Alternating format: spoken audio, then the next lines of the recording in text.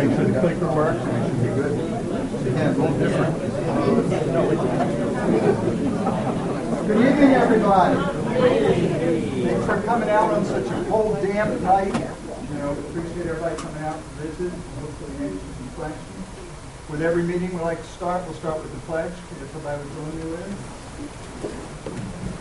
Pledge allegiance to the flag of the United States of America and to the republic for which it stands, one nation, under God, indivisible, with liberty and justice for all. Thanks for being out. As with everything, I go to grab my normal remote that clicks and I can't find it, so I've got a backup one, but if I mess a slide up here or there, you'll know. I'll just be shaking, so bear with me with that, okay? Now we're going to smile a little bit tonight. It'll be easier if we're all happy, okay? There you go. I knew we did. I'm so excited. We have a All right, some things we're going to cover tonight, and Joe Reynolds of all people at ACT said, leave the front thing. If you can't work it, I'll work it for you. So I appreciate the offer. Thank you for that. So be careful with your offer. All right. And Joe, I might be sooner than I thought, and I can't believe I'd ever say that. Oh, no, I've always returned the calls when you ask me for help. That's true. I might need some clicking, Joe, because this is definitely not working tonight. Which one you click for? Just down. down. Front forward or down. Try one of them, see where we go. Perfect. All right. Tonight, we're perfect. Now then, what's that? We're good? That's all right. That might be a little crooked. I was crooked when I put it together. Just work with me. All right, tonight, some things we're going to cover. First thing we're going to do is cover our presentation. Next thing, we'll cover some topical things with the presentation. From there, we're going to do questions and answers. Some questions, we end up having a group of questions that actually came in for us to answer. The next thing is, then we'll open it up to anything you all want to talk about, any questions you have, any information you want to know about. We'll do our best to answer those questions. If we can't get you the answer tonight, we'll record it and we'll make sure we get back with you with the answer. And then lastly, I thought, well, heck, if you get to ask me questions, I'm going to ask you all some questions before we close. So it's going to be audience participation. Any questions about what we're doing so far? Everybody okay? What you expected so far? Okay, I'm going to hit some highlights on some of the things going on. Yacht Club is an example. Go ahead and click it. The Yacht Club, the numbers for the Yacht Club look very good. For the this year so far, 2014, we did 436,000 in banquets, events, weddings, those type of things. The catering side of the house, which was phenomenal. It was about 60 events. The Yacht Club and this is for calendar year 15. We have 41 events already pre-booked, and with that, it's 371,000 in volume. The really unique part is we already have a wedding and reception book out to 2016. So the venue for the Yacht Club, the second floor of the catering event, is going extremely well for us. Areas that we recognize, areas that for improvement or lessons learned. As you all know, we have a new club in place. We look at it because the size, shape, scope, the type of product we now have is very, very different than the club we had previously. So we're, from our perspective, looking at, when I say ours, I talk about from the management side, from the operations side, not necessarily the board's perspective on it. What we're looking at is operating as a new facility for us. So we're looking at kind of like a startup. Like you're going to learn things as you start going down the path. Things will work well, things won't work well. We'll have to make adjustments. So here's some things we're going to be working on over the winter months.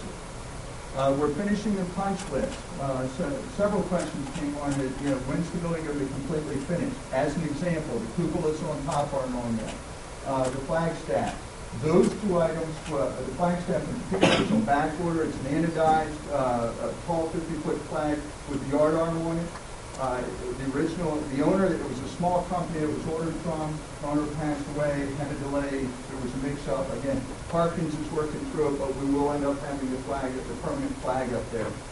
They have the cupolas that are supposed to go on top of the facility, but they don't want it, they're going to need a crane to bring in to do the flag itself because of the size. So they don't want to have to rent the crane twice, the crane twice because they need to put the cupolas on. They want to do them both at once. As soon as the flag comes in or the pole comes in for the flag, we'll end up mounting both of them. Kitchen adjustments. One of the biggest rubs we had this year was the food coming out, it was coming out cold. We recognized that. There was a professional kitchen design company that actually designed the kitchen for us. One of the things we found once the line was finished, and remember, we got in the building right at Memorial Day weekend, was when the chef turns, we have all the under-counter refrigeration, everything's where they need to be. But the counter where they turn to put the food as they're getting ready to plate it, a lot of the newer kitchens have a two-tier shelving system in front of them. Top tier is where the hot plate sits, the second tier is where the stuff from the prep line is being put together. That wasn't thought of, wasn't designed in the initial layout of the kitchen. That's where we know we're missing some stuff. So one of the things we're going to do over the winter is we're going to correct that. We have the heat lamps. We actually bought the nice ones for the project where we can adjust them up or down. So we're partially there. We just have to go that next step. But we wouldn't have known it until we opened. There's a mix. With any new facility, any new building, anyone here built a new house? How many times when you walk in your house, you go, oh, I should have done it this way, I wish I could have done it that way. We're going to have some of those. So we recognize that we're going to correct that, and that should make a big difference on the food coming out consistently warm, because we recognize it as an issue. Interior of the marina building. Again, one of the things when we got in, we didn't get the interior of the marina side, that's the bottom right-hand side.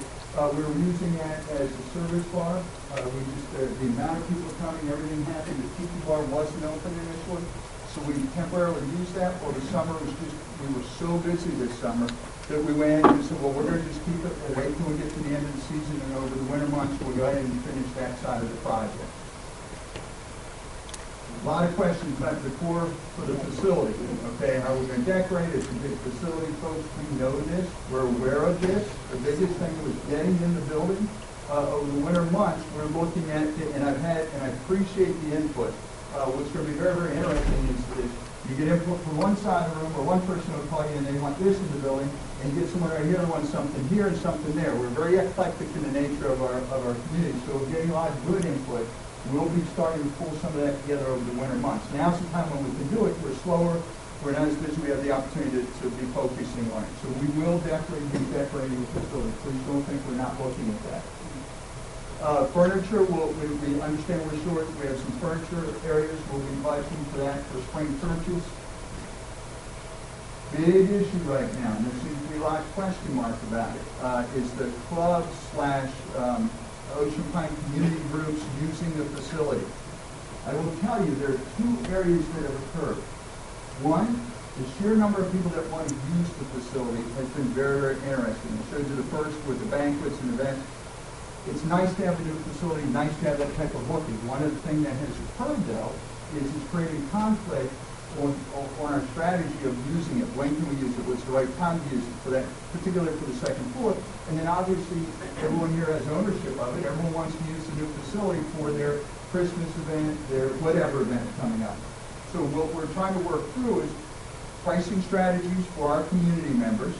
You know, you paid for the building. What's the right strategy when you're coming in to use it?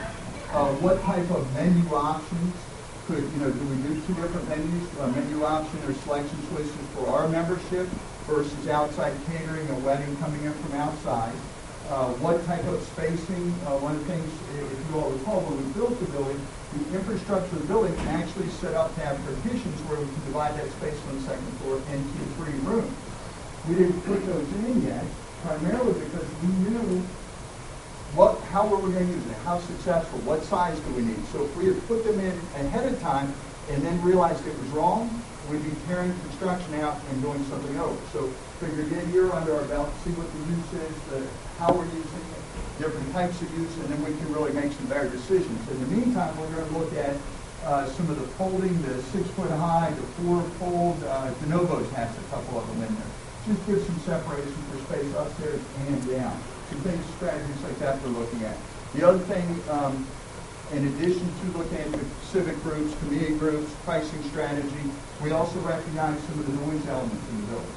You know, specifically on the second floor, the echo effect. So we're looking at what other strategies, things we can do this winter, things we can look at that we can put in the budget by right as the April 30th comes, May 1st, for our new budget year, get approved to have some of the noise deadening type of things with this big open space to help alleviate some of the noise, the echoing of the noise. So we're things you guys are telling us, we're writing it down. You just can't correct everything right away. It's kind of a learning process together. Your feedback's been helpful. We ask you to kind of bear with us as we're kind of going through this together as a group. Last thing, we recognize that throughout the community, our IT infrastructure, one of the things that we weren't prepared for from a budgetary process is not only are the computers through the organization are starting to fail on us, the ones at the yacht club were, so we were so geared up for the facility, the structure. There was oversight, we overlooked putting some additional computers in to support the catering folks, to support Colleen and her team. We have a number of, again, just kind of let us grow things go out. We missed that. So we're working on getting those identified and corrected. Okay, so these are the things that the yacht club's bringing. So, again, I'm going to kind of go through this. I don't want to say fast because this is important, but I really want this to be interactive Q&A. So the first 15, 20 minutes, I'm going to give you some highlights, and then we'll go from there. Went back and looked real, since this is the first time we've been able to present to the membership holistically like this. We're tracking numbers. You all know this is a year that the board's got to make some tough decisions on what golf's going to look like for the future of the community. One of the things we've been tracking very, very closely is how golf is or is not performing year to date. I pulled up our numbers, some things I wanted to point out to you. Spring bookings, okay, we looked at spring bookings for the last 4 years. And as you read across there, 2011, March, April, May, June, we had a total of about 2,000 spring bookings for golf, okay? Move up to 12, if everybody remembers, we started our greens rejuvenation process. No bookings. I mean, 100's not enough to really count. Start coming back in spring of 2013, we're up 740, spring of 14. Make sure everybody sees that, 3,000. Finally had our course back, our greens back. We're getting back on track where we need to be. The fall bookings. You notice we didn't have as big a drop off in 12. If you remember, we started on one half of the greens and then tackled the other. So that's why we did have at least some bookings there. But again, if you track it, 11 we had 250 for that same time period. 12 we went to 513. We doubled in 13 to 1,000. We're up to almost 1,500 for this year. So if you just look at the bookings, outside bookings coming in to use it, you'll see the increase in that. So that's good. Again, measurements we need to track so we can make good decisions based on factual information. Next slide, please. Now, this one's a very, very interesting slide.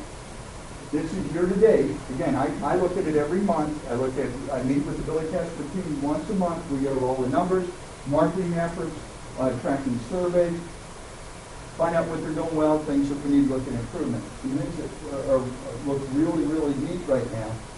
Through the end of the month, we've had 15,462 rounds of golf from the public rounds. Okay? We budgeted 13,450. So we're a couple thousand ahead of where we had budgeted. What's very, very interesting about that is we budgeted very, very aggressively. Okay? Mm-hmm. You look at year-over-year improvement. Last year we did about 10,500 same time period.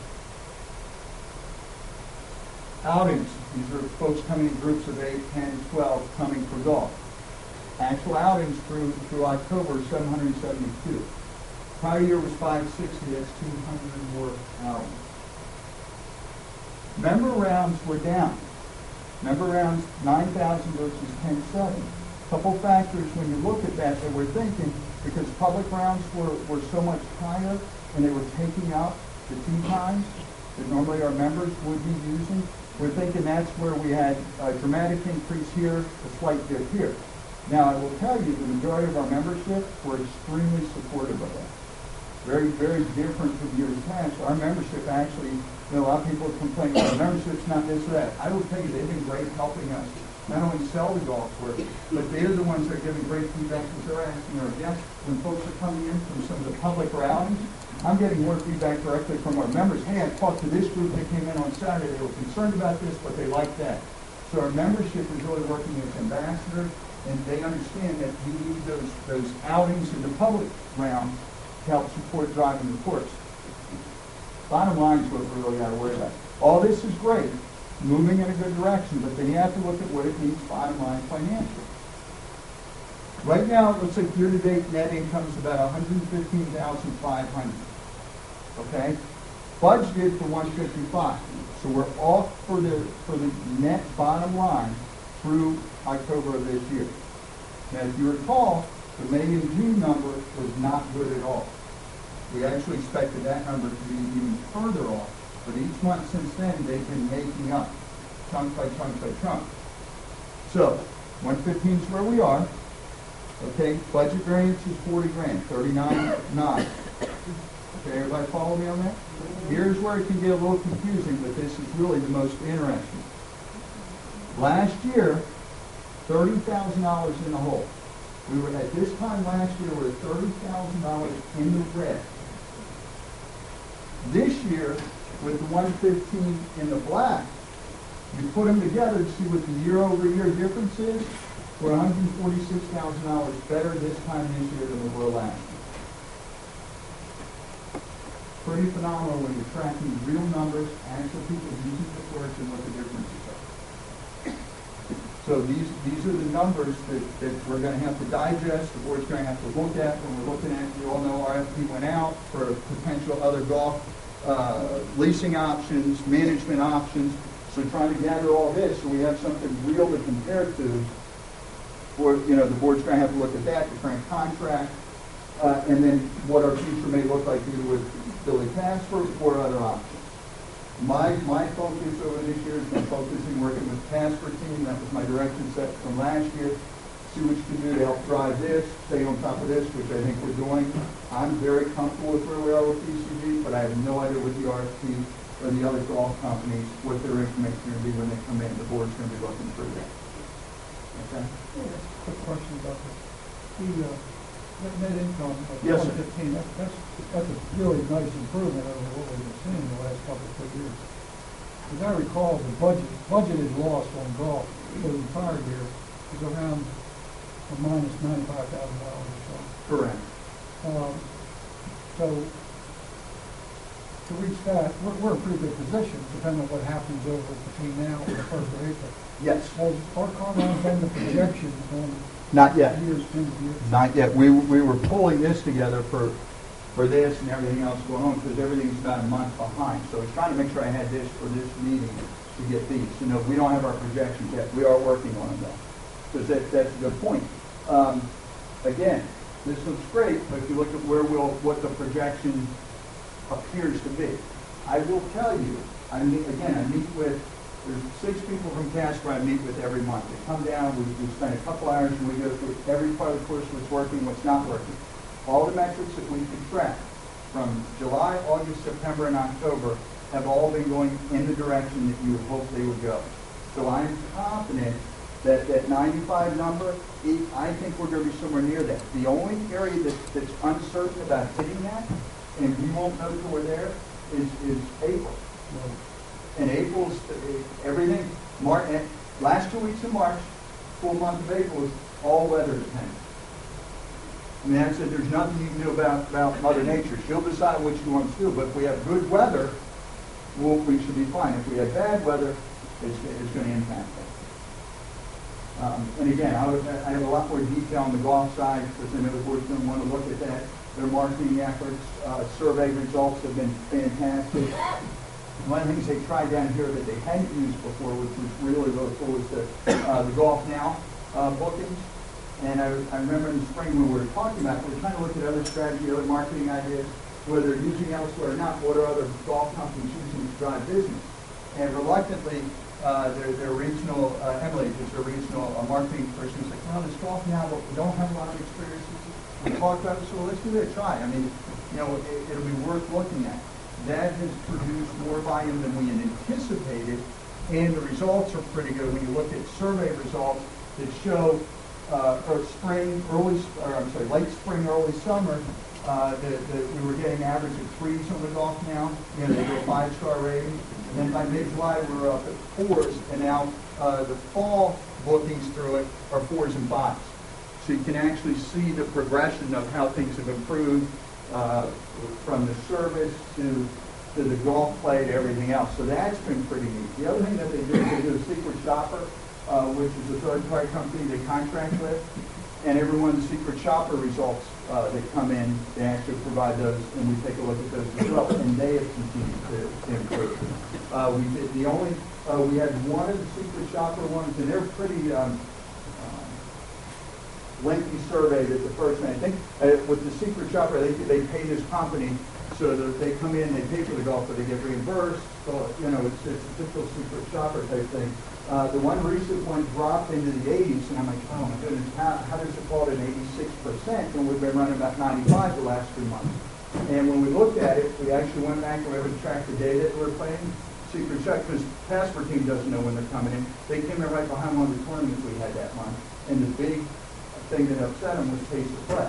And they had 4 and 3/4 hours or something. They thought that was too slow. They were being held up by this one in front of them. They were right behind one of the big tournaments we had. You know, again, that's the neat part. We wouldn't have known they were there. They wouldn't have told us they were coming in, so we could say, hey, come a different day. That's not the purpose of Secret Shoppers. So they can come in and give us a really, really, you know, blind look at what it is. So it's nice to be able to track those metrics, say, is it working, is it not? I'd like to see us pick that type of information up and apply it to the yacht club in the coming season. What are we doing well, what are we not doing well? That's kind of strategy we'll deploy next. All right, some other things. Yes, ma'am? About how many members do you have in the golf team? Mr. Stevens, what do you think? 220? Depends on how you count. Yeah, What's the 220. If you're counting total people, I'd say it's somewhat over 200. What's the population of the community? 12,000, approximately. 2010 census was 11,700. Okay, thank you. What was the question? Question was, how many members live in the community? About 12,000. 11,700 put the 2010 census total. How many golf members do we have? It's roughly 200, depending on how you count the number. If you count a family as one, then it's a lot lower. It's in the 170s, I think. If you count a family as two, then it's... Mr. Gonsack? Well, in answering that question, ma'am, the 200 or whatever the number is, are only those who prepaid their golf in advance. There are many, many more, multiple times that to play Ocean Pines members who play golf at Ocean Pines. They just don't happen to pay in advance for the whole year. So the best number available is somewhere around 2,000 members of Ocean Pines play each year. Yes, sir. Bob, I just want to mention that I've been here 15 years. 1,500, 2,000. 15 years, and sports has never looked better than those. And that's throughout the whole year.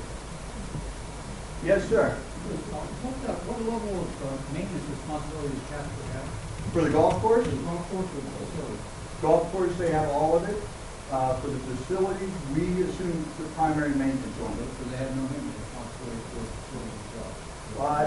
AC, The clubhouse? yeah, AC's hours. They have cleanliness, operations of it, but the actual maintenance, fixing the HVAC units is probably the biggest one. That's one. White Horse Boat Ramp grabbed a lot of attention recently. Project has been approved. Mr. Stevens signed the contract. Contractor should be started hopefully as early as next week. Despite the fact Mr. Watkins said they can get it done anytime they want, I keep pushing to have it done early. So, yeah, you deserve that, Frank. All right, next one. Racket sports. There's been a lot about racket sports. We have in the budget to do some more paddleball courts, pickleball, rearranging some things. So we've been working with Steve Soule, the engineer, to draw up a design. What we're trying to do is look at the entire facility. Those have heard me say before, I do a campus management style. How we're looking at the whole thing.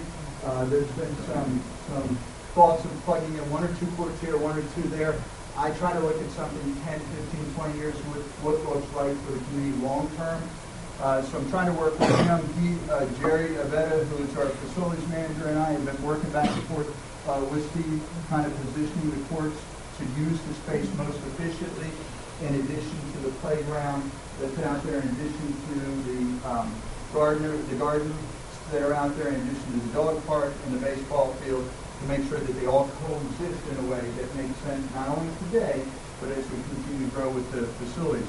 I believe, and no one on the pickle paddle platform come pick me up. Our goal is by mid next week to have the final drawing from Steve for the site out there. And then we'll work it through you all, and then hopefully I'll have it either Thursday or Friday for the board to look at on Saturday. Not that decision, next Saturday, the 22nd, not that a decision needs to be made by them, but I want to they have to make a final decision on which direction we're going to head with the project. That road, any chance of fixing it? There are potholes that are this deep.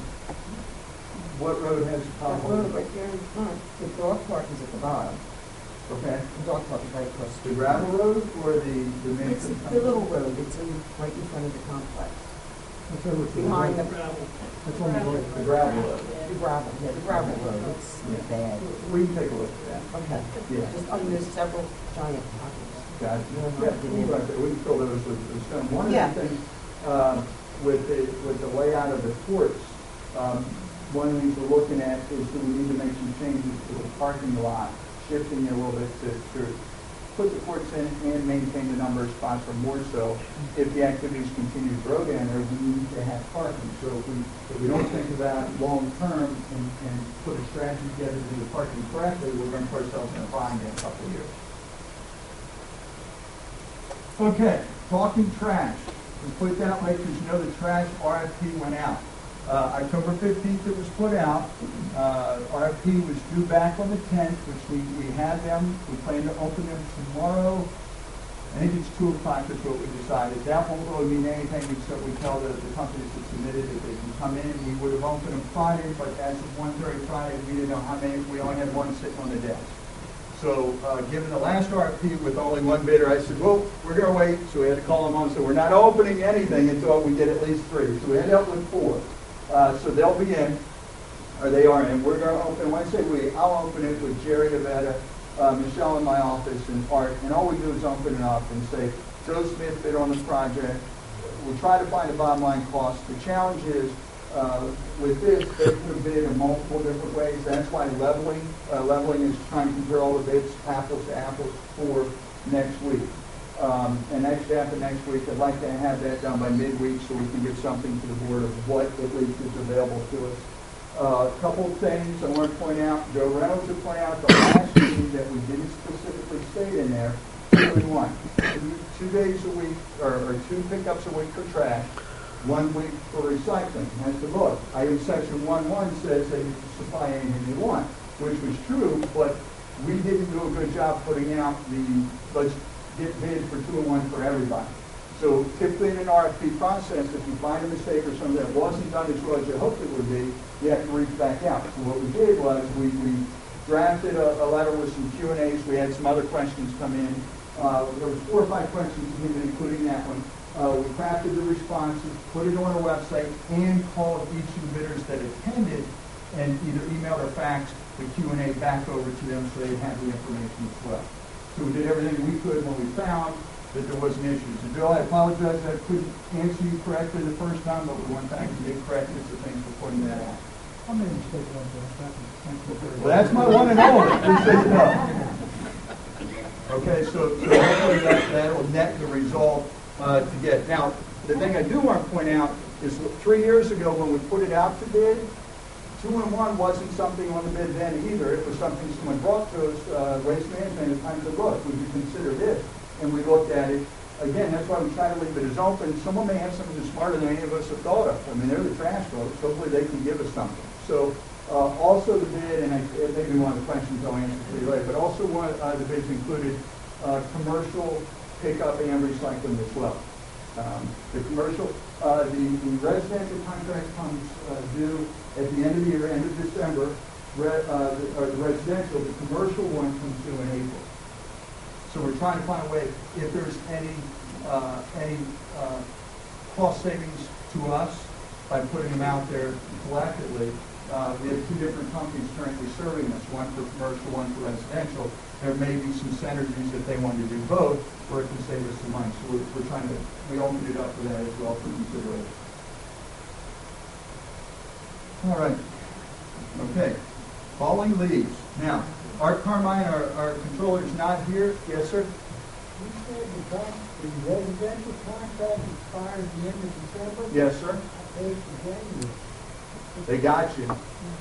No, it's quarterly, right? Don't we pay quarterly? Yeah, I don't know that. I'm sure if they don't get, if it's waste management, they don't get the contract. What we'll have to do is they'll have to refund. Now, please understand, I don't have the contract in front of me. I think there may be a 30-day window for the turnover, like whoever gets the contract. Just don't quote me on that. We'll look at it. They've been good. I mean, what I've liked about waste management for us versus previous years, we have some internal contact people. When you all are struggling, and that doesn't mean call us first, because that doesn't work, but the folks that have had problems with some trash issues, if they have to call us, we call our internal, and they try to check on it right away. So if it comes to January, I can't believe I'm going to say this, but if it does change and you have billing issues, please try them first, but if not, we'll try it out there. Yes, ma'am?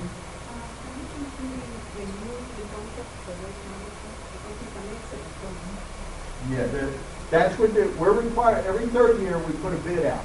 So we may be renewing, we may not. I can't, the board's going to make that decision. Remember when you gave up on the presentation, you don't want to go back to that because they are saving some money. I'm okay with that. Yeah, I understand. I can tell you, when I make the recommendation to the board, when we staff any recommendation with any of our bids, I don't look at low bid first thing. We kind of look at what they're bringing to us and what it looks, what type of service they can provide to us. And I think the board looks at that as well. So it's not always just who's got the lowest bid on the contract. What other variables are there that we believe will make them successful in our community to serve your needs? So we will look at that. Yes, sir. Including more research, I can barely sort of request to eventually pick up and say, especially if they have money to consider coming back the actual cost. Well, here's what I can tell you. I have no consideration on that, right, Bill? None. We had a debate over this, but we're going to look at everything. Whatever bids come in, whatever other options, when we level it, we'll see what they're offering, and then the board will deliberate on it. You get a 40% savings for Again, the board will have to look at it, they'll make some decisions. We may have to go back and ask for some additional. I can't give any good information on that yet. Last year, we ended up with the 201 3 years ago. Waste Management came and made that offer. It seemed to work. We took it, but it wasn't something that we had asked for. So who knows when we open the bids and you start leveling, what else might be out there. And there was another question. Yes, sir? My name's Howard Holloway. One of the police before. We've got my heritage. I've seen a lot of people here who work on the farm. We work from sun up to sundown. Coffee. It's actually the type of people in the room that are in this hour. We are the lady.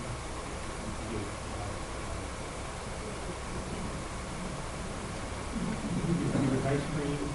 He'd always give us more ice cream before we left. We would walk around the ice cream around. Right. He was an absolute world class coach. He was a gift from God.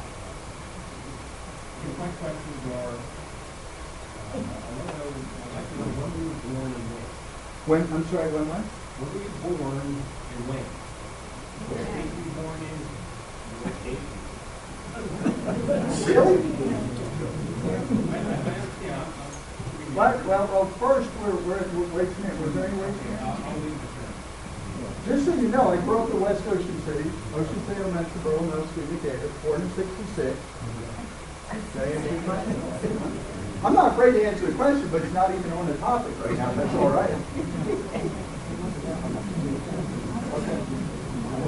All right, lead collection? Yes, sir. Is it waste? Just a quick comment on his, I thought he had an excellent idea with cutting back the trash service. You know, at least not, but sometimes mine overflows too, and then all of a sudden, next thing I know, powders it out, which, you know, that's a benefit to waste management because they're not having to pay for that disposal fee. But maybe also look at it instead of maybe all year round, maybe it's for a seasonal time, maybe after a certain time you cut it back. Again, there's a lot of options out there. I gave my personal analogy where what works for me and my family, 1 and 1 works for us. Personally, I'm not sure it works for the community because we have eclectic nature, the second home. The variables we have is very different than a usual residential community. That's where the difference is. I just think you're absolutely right. We have such a diverse community. As I look around, we're all in the same boat, kind of, but there are families here with children, and then they have all other kind of trash, and they need the 2 bags. Got it? And so, okay. Now, we'll look at, again, the diversity is going to make, the diversity makes it unique for the community. So when it comes in, it'll be out, you all know what it is, the board will deliberate, make the decision. But I appreciate the input. All right, lead collection. Some things I want to point out. This has always becomes a very, very stressful time for community members because I'll get the call. First, let's clarify. We as an association don't have a responsibility to pick up the leaves in your yard. We do not. Nothing in the bylaws, nothing. There's nothing says we're required to. But we believe it's in the best interest of our community to help get it out of there because we're all here together. It affects our property values. It affects our drainage. All those kinds of things. But it really has to be cooperative in our efforts. Things that we've done over the years that have really, we think, made a dramatic improvement. First, our contract with our trash company allows you to put 4 bags of leaves in with every trash pickup you have. The contract says 4. You might squeeze 5, but 4 is what they do. So every week, you as a homeowner have the opportunity to get rid of 8 bags of leaves with our trash. In addition to your trash, 8 bags of leaves. Okay? Also, if you bundle your sticks in the yard, 4-foot sections, you bundle them, Waste Management will also pick those up with your regular trash pickup. In addition to that, Ocean Pines, we work cooperatively with Ocean City. We actually take one of their trash trucks, and they let us rent it. We've done it for 3 years now. It's been a great partnership with them. And for about a 6-week period, we actually man one of their trash trucks. It looks like ours because we have to cover their OC's placard with our Ocean Pines placard. Please know we did not buy a trash truck. It's a 6-week deal. But they don't want Ocean City truck running through our community. It's not them, it's us. But our folks will actually man that truck, and we work the opposite days that Waste Management. So if Waste Management's on the south end with pickup, the trash truck with our crew is on the north end. Okay, so we'll pick up leaves. If we're picking them up, though, they have to be in paper bags this year. No ifs, ands, or buts. If you put them in plastic bags, we're not going to pick them up. The cost is so much higher to dispose of them because you can't put them in the regular, they're not biodegradable with the plastic the way it is. It has to be paper. So please help us with that. If you put them out in paper, we'll get as many as we can. One of the questions I had from folks was, why don't you get on a regular schedule where it's always, the leaf back, and the leaf back's the other thing. You all know we have a big leaf back that comes down and vacuums up the ditches. Okay, that's starting as well. Now, what happens with the leaf back, please understand it's our job to help keep the storm water, the ditches flowing. The leaf back is meant to help clear those as quickly as we can. Those that tend to rake their entire yard into the ditch for us to pull out, not appropriate. And you know who you are. We know who you are. Okay? Please don't. Yes, ma'am. You clean the ditches? We do clean the ditches. Really? Yes, ma'am. Wow. Been here 8 years and nobody's ever cleaned my ditches. I can tell you ditches get cleaned. Mine never. Okay. So the ditches, we're required to, yes, sir. In past years, you allegedly are going to come by a certain. What'd you say? I said, in past years, you was allegedly going to be coming by to vacuum up the ditches at a certain time. Okay. Go out, break everything up, let it all there, it's supposed to come. A month and a half later, the guy comes by the vacuum truck after the wind was blowing all the leaves and it breaks up. And is there any way to get some kind of accurate idea of No. when they're gonna come? And here's why. We've tried to figure that out. Good question. Here's where the issue comes in. We have 70 miles of roads, so 140 miles of ditches, here on both sides, approximately. Okay? We have a crew that runs through with back truck. And if you recall, it was, 3 years ago we bought the second back truck, so we've got 2 that run. However, if someone breaks their entire yard into the ditch, guess what? The back truck fills up quickly. So what happens, they have to go and dump it. By the time they go and dump it and come back, there's time lost. Weather conditions change. So we can't say we're going to be on this street this day. If something changes, the whole schedule from there on changes. So it's hard to say definitively we're going to be on your street at this time. We tried it the first year that I stepped in this role, and it was a nightmare. I had so many people angry that we couldn't meet the expectation because it's a moving target. We just said, look, we're going to deploy several different options, but I can't tell you when it's going to be there. Really, I do it for my yard. I rake my own and bag it, and then it goes out when the trash truck comes, the majority of it. You know? Now, if you have spots where they're not there, where they're not coming, you have to just let us know. Once in a while we miss a street or something, or road, call us. I mean, we'll try to run a crew out as quickly as we can, and there are folks here and in here that know we do that. The other strategy we did 2 years ago, and we continue to do it, is we open the yard up at Public Works. We need to bring leaves and sticks and stuff. Now, a couple of things there. We do have cameras up. Don't leave your mattress there. If we get your tag number, we're going to find you. We will find a way to get you on that. Okay, that's too strong. It hurts all of us. Also, contractors, it's for our residents. It's not for a contractor. You're paying to take your leaves out and then come dump it in our yard. They're required to take it to the public dump. You're paying them for that. Please, if you have a contractor cleaning your leaves, tell them they can't go dump it in our yard. It's not for commercial use. We're open to you all. You got stuff you need to get out of there. You have a holiday, you have something coming up, your family coming in town, you want your yard cleaned up. Take advantage of our yard being open. We want you to, but we want you as individuals to. Okay? So with multiple strategies, we're trying to do it to help us. Do we have to rake the leaves out of the ditches, or will they come and suck them out of the ditches? No, they're going to have to be raked. If you rake them, we can move much quicker. If you don't, that's what slows us down. Any help we can get, we appreciate. Okay, so if you get them, only thing I ask, a lot of people are raking them. Hey, they take half their yard, so you go by that ditch and they're this tall, you're like, there's no way to ditch at all that. Yeah. And it just slows you down. So if everyone tries to help, we can get through it a lot quicker, and we can be more responsive when you have individual needs. Okay, not a perfect science, trust me. If you talk to Art Carmine's been there 30 plus years as a controller, he hates his time here for the leaves, period. Very expensive for us, very time consuming, and people get very, very frustrated. There's only so many hours a day and so many vehicles we have on the street trying to help you with it. But if we all work together, we should be okay. And the other thing that's happened this year, we had to put cold in those winds, so a lot of leaves came down a little earlier, so hopefully it helps us a little bit. Fingers crossed. Okay, now we start questions. The first set of questions are questions you all sent in, not necessarily any of you individually, but you may be here, that you sent in to us to answer. So I'm going to go through those, then we're going to open up to anything else you all want to talk about. Yes, sir? In my block, I have 3 neighbors who are 85 plus. They have contractors when somebody come in and break their leaves.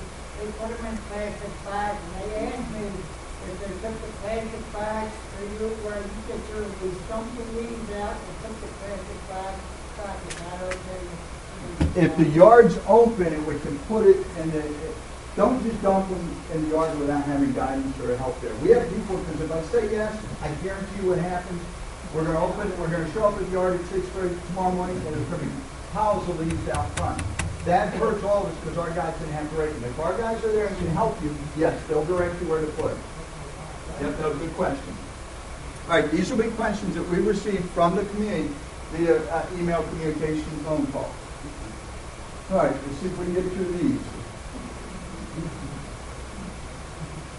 Okay, I'm aware of a property owner who owes nearly $9,000 unpaid assessment. Understand, These are questions that came direct from you. I don't modify when I get these, much like the last few town hall meetings right here. I don't change anything. What you said, even if you, now I did fix a couple spelling, but I try to leave it what it is. I don't put last name or where you work because I'm not trying to offend anybody. Just know that as we're going through these. Question was, they have an individual they know of that's 9,000 in arrears in assessment. What aggressive measures are we taking? I'm going to give you the steps just real quick. If you're delinquent on your assessment, July we send a delinquent letter to you, followed up by a second letter in August. So we have 2 sets of letters that come out. September, if you owe more than $150,000, because we have some people that they get on payment plans and they're trying to pay. How much? Hang on. Second mistake. But it woke you up. If it's $150 or more that you owe, okay, we play. It woke you all up, okay. Hey, Frank, did I make you? Well, Frank's left good. All right, so if you owe $150 or more, when the drop is, as of September, we start the lien process. And we put a lien on your property, okay? Liens actually will be filed in October against your property if you're in arrears, okay? It protects all of us. Every property owner here is protected by us going through this process. November 30th, we send a second letter from our attorney. The property's been liened. If anybody's trying to refinance, sell, or anything, if we've got liens, we don't release, we don't negotiate, we don't cut deals for half of what you owe. You're hurting the entire association when you do this. So we hold firm to that process. Also, we look at, we've been doing more collection. We're working with collection agencies to do that. Going to court to get judgments against you. And again, I don't mean to come down hard on, but we're all, if everyone's paying, we don't have this issue. We also recently, a couple months ago, the board approved the first time that we actually bought a property that was well in arrears. We actually bought a property when it went to foreclosure to protect our interest on it. So we're taking a lot of aggressive steps to manage our collections of these debts. Now, things that you also need to know that you may not have heard of. Okay, our ratios are between 96 and 97% collection ratio. Comparatively of billing versus what we've collected. Unheard of the results we're having. The numbers that you see when people start saying, well, it's $1 million owed, it's not $1 million. Okay, a lot of it ends up, and I don't have the exact number with me, 600 or 700 owed, but a lot of times it's cumulative over multiple years. The other big chunk of it, service fees, charges, lien fees, all that starts to build up on the other side of it. And a lot of times it's the same people rolling year to year. Now, you say, oh, well, you got to do something. If they don't have the money and the property's upside down, you can't hang people, you can't flog them in the street. So placing the lien is really the only option we have. We do try to garnish wages, we go to the courthouse, we do all those steps. I don't mean to sound like I'm being mean, but these questions I get a lot. So we have a lot of practice in doing it. Lieutenant and her team does a very good job trying to manage it. But when you look at the $40+ million in billings over the last 5 years, and 600 to 700,000 plus or minus a little bit of outstanding, we're actually doing pretty good with it. Not perfect, I'm not for everybody to pay, but not everyone can right now. So by holding our position, every September, if you're still not paid as cumulative, we file a new lien with a new amount. Every year it just keeps cycling. So 3 or 4 or 5 years, you got 3 or 4 or 5 liens if you haven't paid, increasing the amount each year. That just covers what's 20% interest. It covers us, and as Joe said, there's an interest charge that's associated with it. So, okay. So I think that answered. I think it was Mike's question. Yeah. Well, when can we expect the blind staff? I think I answered that. Okay. Again, I don't doctor these. They throw them out. I don't want anybody to think I'm not answering anything. Oh, okay. There's actually 2 slides. A lot of those contractors want to know about testing sandpaper negotiations. When are you going to stop messing around with our pocketbooks and allow natural gas to come? And one more, I think, Joe. Yeah, there were 3 or 4 on sandpaper, so I just lumped them all together. When can we expect conversion to begin? Why are we being delayed? All right, I'm not going to talk about contract negotiations. That's something the board will do. Okay, I will tell you, the board's trying to look out for the entire organization. If folks are saying, well, how come, when can we we gotta work, there's a PSC we have to work with, there's the Sandpiper has to work with, Public Service Commission. They're working with, Chesapeake, Sandpiper, the whole conversion there. In addition to that, we have a number of residents that don't use gas. So how do we protect their interest in the negotiations for the access on down the roadways and the easements? If you're a non-gas user and we give away the farm for those that use gas, is that the right thing? Board's trying very hard to look at everybody and associate all 8,450 property owners, trying to make sure they make a decision that's in the best interest for everybody. Users of gas, non-users of gas. We also have started down the path of trying to collect information on who else offers propane in tanks. And we're sending an RFI, request for information out, to gather what companies are out there that offer that for those that want to stay on propane as opposed to converting to natural gas. So from an association side, the board's trying to do everything it can to protect everybody. I would tell you, it's been an interesting process trying to work through it, and a lot of diversity there. Again, we're eclectic nature as a community, so you have to consider all sides. I don't want to answer a whole lot of questions. I'll let the board do that at a later date. But because I had several come in, I will tell you the board's operating in as best of good faith they can to get that worked out. Bob, I thought we couldn't have propane tanks here. As long as they're screened or buried. They have to be buried. When are you going to renovate the beach club? A good question. And that wasn't our trees and Mark Beasley. Don't put my name, it wasn't. There's going to be a long range, Mr. Stevens is putting a task force together with long range planning. Long range is going to be 24 months and out. You know, that will be more beach club. Some things I'm trying to focus on are more immediate, 12 to 24 months, items that are either already budgeted or things that will be coming out this year or next. So that's going to be long range, more longer range planning that the board will undertake.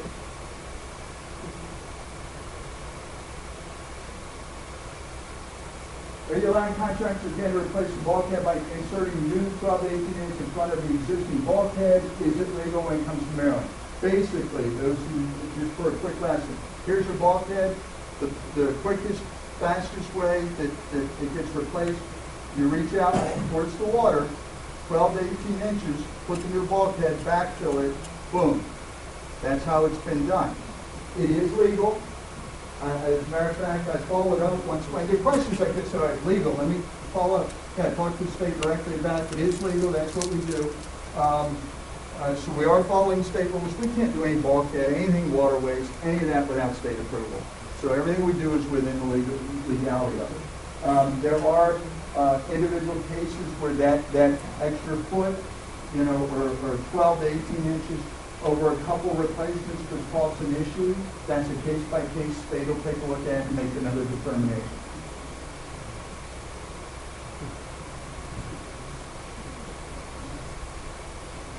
How would you like to live by a dump? First answer, I would not. There's a big house in Berlin, big brick house, beautiful, big pool out back right next to the landfill. I wouldn't buy it. I wouldn't like to live by it. That's the first question. Second, numerous emails have been sent, Mr. Thompson, that would be me, requesting to remove it until next summer. The ugly, stinking thing is still there. Why? It's basically the dumpster at the swim and racket pool. Okay? It's good. It will be removed, but we left it because we put screening up this, I think it was done last couple of weeks. We left it in place so we did the screening, so next summer we just put the dumpster back right where it's screened off so the folks around it don't have to see it. So that's been screened. The dumpster will be removed the next couple of weeks. We've already talked to the contractor about it.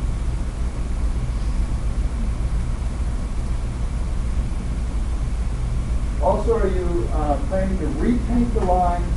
When you see it also or something where it looks like a break, I didn't get one-line questions. I got paragraphs, and those that sent it in know who you are. You sent me the book, and then the question was somewhere in there. So we went through and just pulled the questions out. Okay, so I don't want you to think I'm not putting it up there. It's just explaining more. Are you going to repaint the lines on the Parkway? We did it in August of 2012. The yellow and white lines, we did paint them. It's something every third or fourth year we look at doing. We do go and try, and we'll go back this fall and early in spring, and we try to trim up specifically, or more so on the inside to get where the yellow line is, because the median actually starts to grow into it, and we cut that, but we don't stripe it every year. It's very expensive to do. It's every third or fourth year. So 12, that means 16, either 15 or 16 is when we'll be looking at restripe.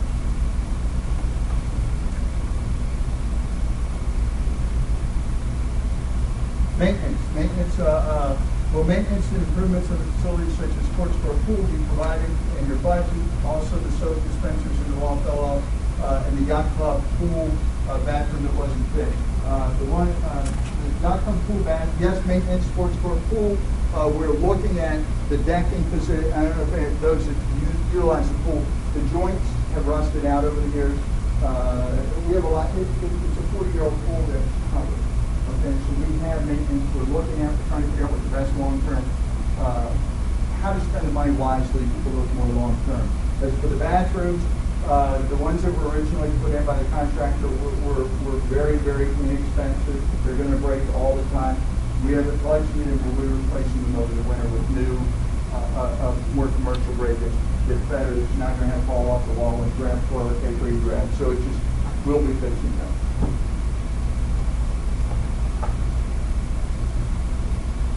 There are 2 dead trees on the golf course behind my house. I'm afraid the trees may fall on my house.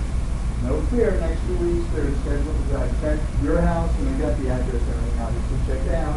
They're on Ocean Pines property on the golf course. One's 12 and one's a little over 18 inches, so they're bigger than what we want to.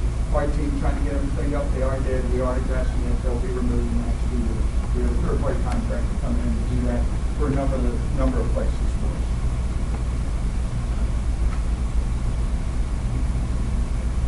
There's an issue of some handicap parking next to the pool and tiki bar. That's basically when you pull up to the yacht club on the left side, there was no handicap parking. Our handicap parking was on the right side. As I've explained to folks, the handicap parking met the county requirements.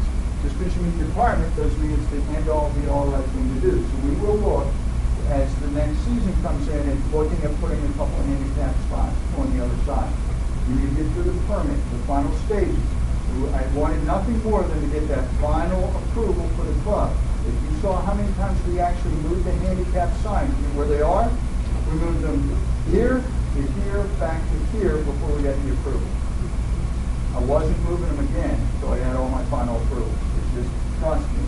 So this summer, we heard you. We'll look at it when we open the club back up. The pool will be we'll look at putting a couple of handicap spots there. All right. They were, woo! All right, so now we're going to open up to you guys. I will do my very best to answer. If I can't answer it, we'll get back to you on it. All right. We'll start with Steve first, and then we'll come right back here. Yes, sir. Bob, I'm one of the guys that wrote you a book. I guess that's why you didn't make the cut. Yeah, you way too much. It wasn't a question. It was just a comment. I had 3 or 4 friends who have been basically treated like crap by our local police for no other reason than they were desperate to make a DUI arrest. And in each case, there was no DUI arrest. It was just get out, walk the line, take the breathalyzer test. One guy was arrested. He didn't even blow over the limit. The cop was probably hoping that when he took the test in the state police barracks, his count would go up. Cost him $1,400 in legal fees. The case was dismissed immediately because he was arrested on DIN license plate hold, which the cops saw going in the opposite direction. The judge threw it right out of court. The point is, I can't have guests come to my house and say, you want a beer, and then they drive up the block and get pulled over on a pretext and get made to walk the line. This is ridiculous. We have to decide what kind of police department, what kind of policing we want in this community. Okay. Wasn't a question, it was a statement. So yeah, it's a statement that I'd like you to look into. Okay. So we'll go here, I come right back. This has to do with the police also. Okay. There's a young boy Hang on, I'll repeat the that question. does lawns and leaving. There's a young gentleman that's gone to leave to their house. Right. And he has a Just hold it for us. Yes, please. and he has an old trunk. Okay. And Okay. the police keep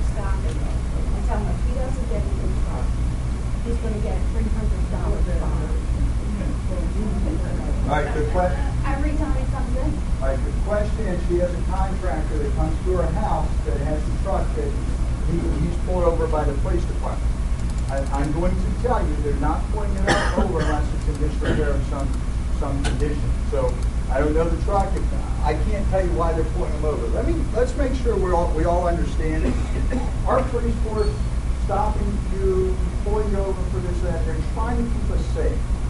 Crime is, we don't make money on tickets. So it's not a revenue generator for us. Okay, so let's clarify that. These folks are out there every day trying to keep the community safe. Some of the things that are happening around us that you never hear about. Okay, it's not something you want to openly talk about, but the drug abuse, the violence. You look at neighboring townships, cities, communities, and look at where they are. We're one of the safest in the county, one of the safest in the region. It's because we have a police force that really looks out for all of them. Those who are getting pulled over and don't like it, look, we're not trying to camp, we're not trying to, the taillight issue is one that came up, Steve, a couple months back. I talked to the chief, we got some young officers that, they're out there. But I'll tell you this, I'm not going to tell them not to do their job. If you're doing something wrong and they catch you, they catch you. I'm not saying don't do your job, I'm just saying, don't treat, you I pull just said somebody I with a talked to dim them. license plate bulb, you don't treat them like a criminal and start interrogating them because you're desperate to make a DUI arrest. Okay, And that's their motivation. Let's make sure we're clear, because I know you disagree. Don't drive drunk in our community because it hurts all of us. So that's all I'm going to say. That's I fine. want to argue Nobody's with you. We saying had that. this discussion. They're out there trying to do their job to keep us safe. Dim light out, we agree. I talked to the chief, he's talked to them about it. I don't think you've had that last 30 days or so. That's a working relationship. But to say don't pull you over for truck not working right, you always shake your heads. Our community's safe. I'm proud of our police force. They do a fantastic job keeping us safe. I'm not going to back off telling them to do their job in any way. Nobody's saying that. I Bob. hear you, Steve. Nobody's I saying hear that. you. I think you would answer it. Is that correct? Yeah, can I read the email that I sent you? Is it a question or is it a statement? Go ahead. A little of both. Okay, go ahead. Okay, one use for the impact money from the state would be to install pedestrian and cyclist crosswalks at the intersection of Franklin and Ocean Parkway. Having heard all the arguments about the jurisdiction, etc., one would hope that common sense would prevail.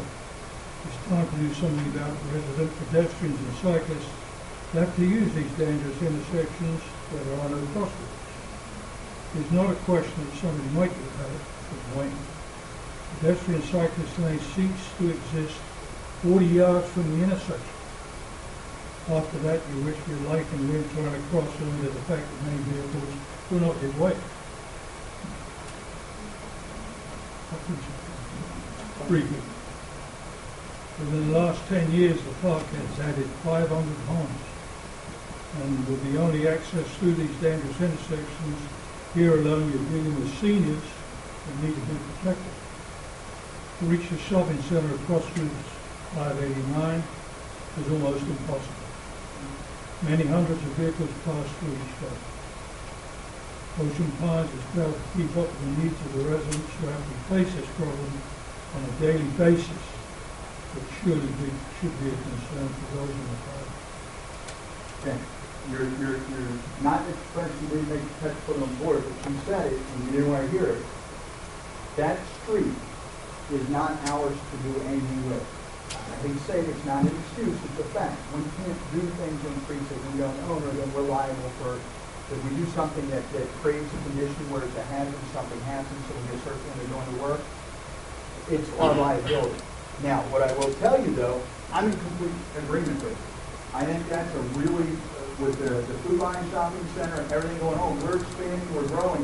Those intersections need to be looked at.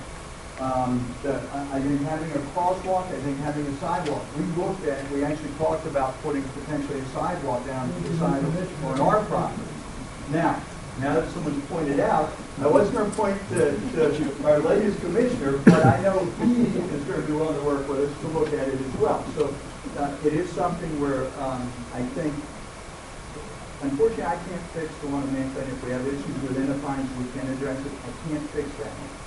I'll work with you, you want to get together and talk with our county officials, I'm there, I'm 100% with you. Hate the intersection crossing, you see kids all summer long playing leapfrog to get over to McDonald's, or if you remember when they had the video places over there, they're going, someone's going to get hurt. I mean, you know, if they want to get together, we'll go talk to our folks in Snow Hill, I'm with you. I mean, Not just, and the state, 589 state. Can I tell you what I did just for my own information? I went to our homeowners association, I went to Ocean Pine, in the office. I went to the police department. I went to Worcester County. I went to the State Highway Administration. And eventually I ended up in Andy Harris's office. And I got the same answer from everyone. Not hard. 12 years ago, that place was a swamp. Filled with somebody. I know we don't know. I don't have that. That road that goes all the way back to the end, it's not, we don't have a mechanics authority, building authority, that's all commercial, that's going up. That is not an Ocean Pine road. I need to tell you that. I send things out to clean the cigarette butts for people when they sit at the light and drop out, even though we shouldn't. We park 2 trucks with flashers and everyone wears those green things to clean up the mess that people actually do.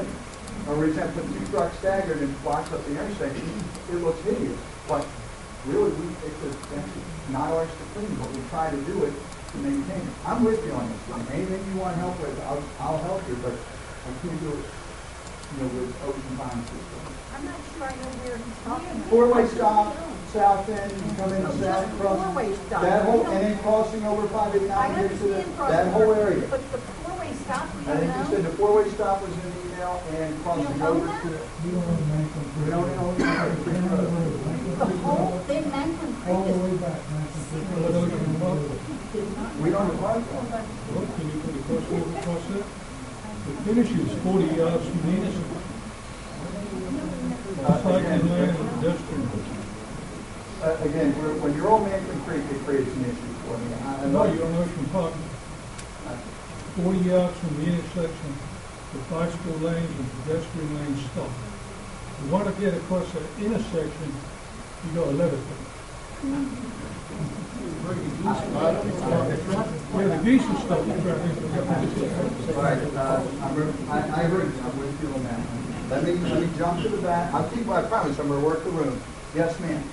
I like what you said you were doing in the, You like something? Woo, I'm starting to sweat up here. I really like what you said you're doing in the country club, and you're meeting once a month, you're finding out what's good and what's not good, and Right. you're considering getting an outside company to come in and possibly run it. Are you doing anything like that in the outcome? No. At this point, no. You indicated you were going to do that.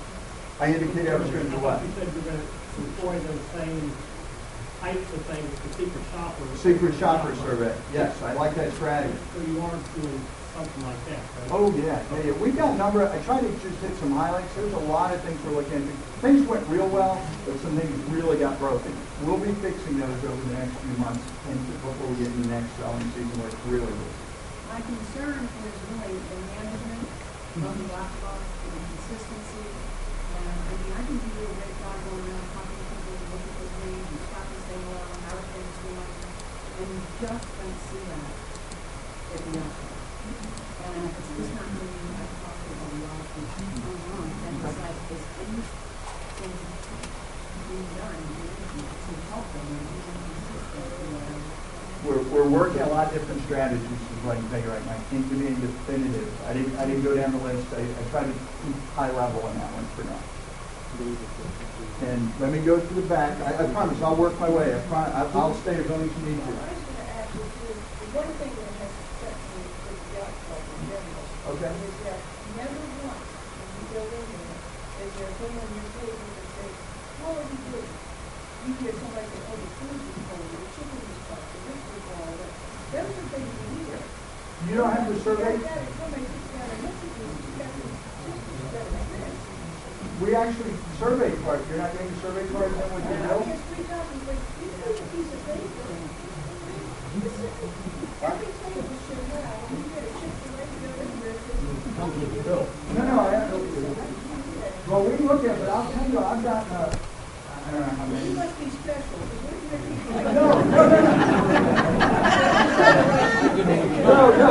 No, what I'm saying is, no, hear me out. I actually have received comment cards from, remember, we just started deploying those 30 days or so ago.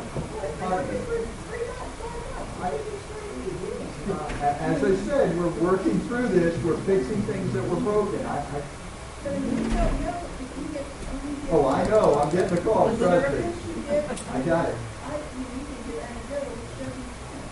Understood.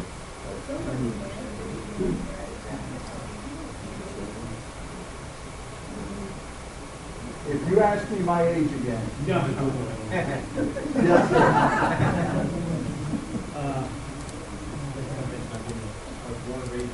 Yes, sir. I guess my question is, I work in the 316 stainless steel industry. Okay. 316 stainless steel, if you know what I'm talking about, is impervious to rust. And there's a lot of talk about getting rid of the beach. Okay? And I'm okay with some of it. I'm not okay with all of it. But I'm telling you, there are devices out there that you can sink into the water, and they have hydraulic lifts on them, that when you push a button, up it comes, and all the feces from the animals from one stream, you let it dry out, and you take it off.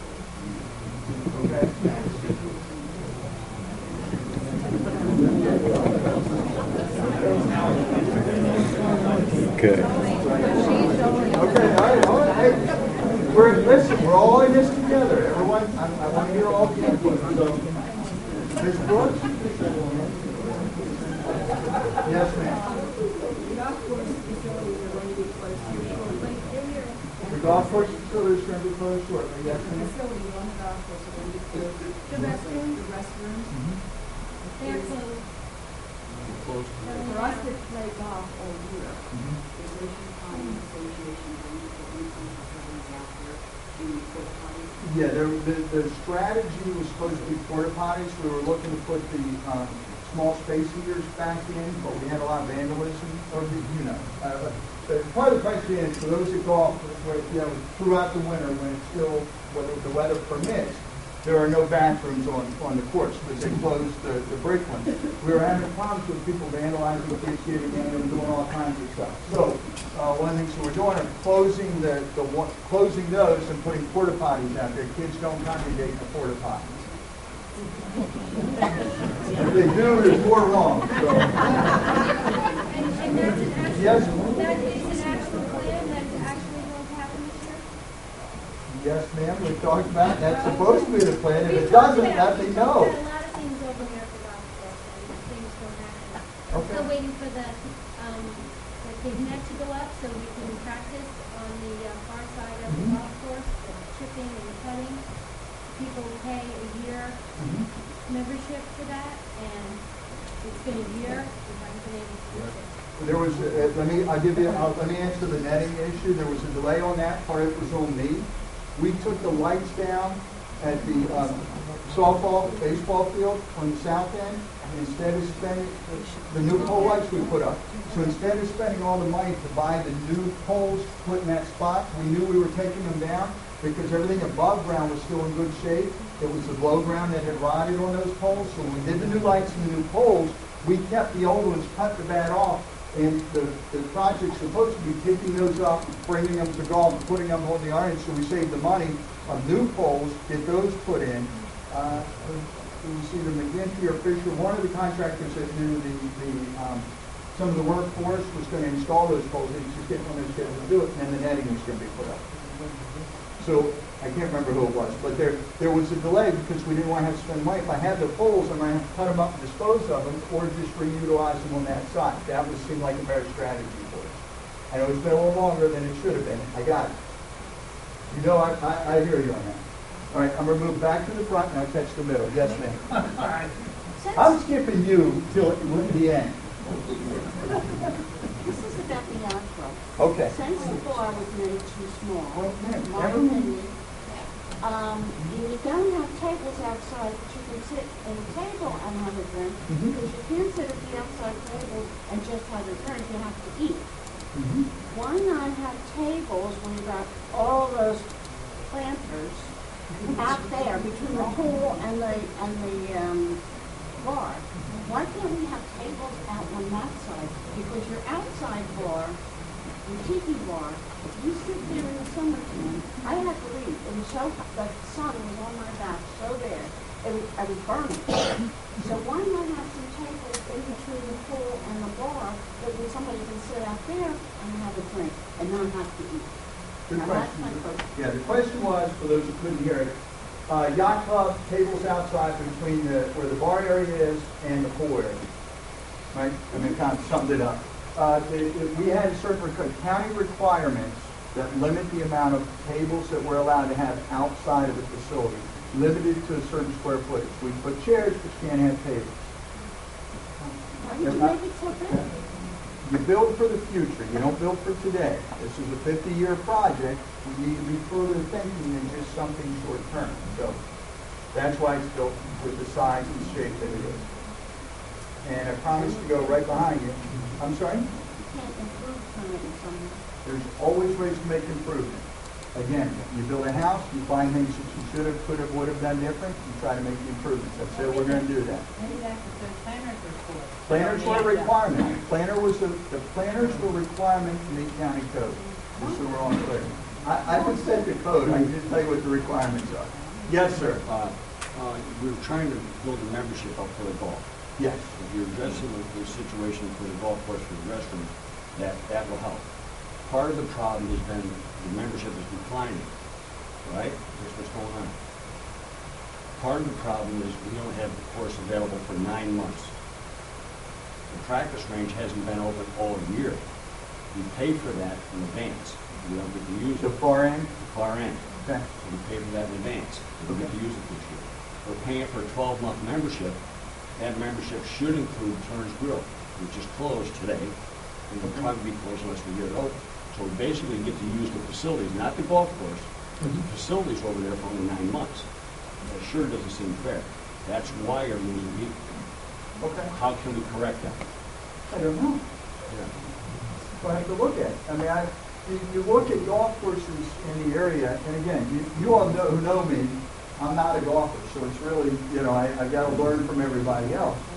A lot of them close down a lot. They kind of streamline and close down lots of parts of their facilities. We still need to have bathrooms if we have people out there. I'm with you on that. But people do shut down for the cold weather.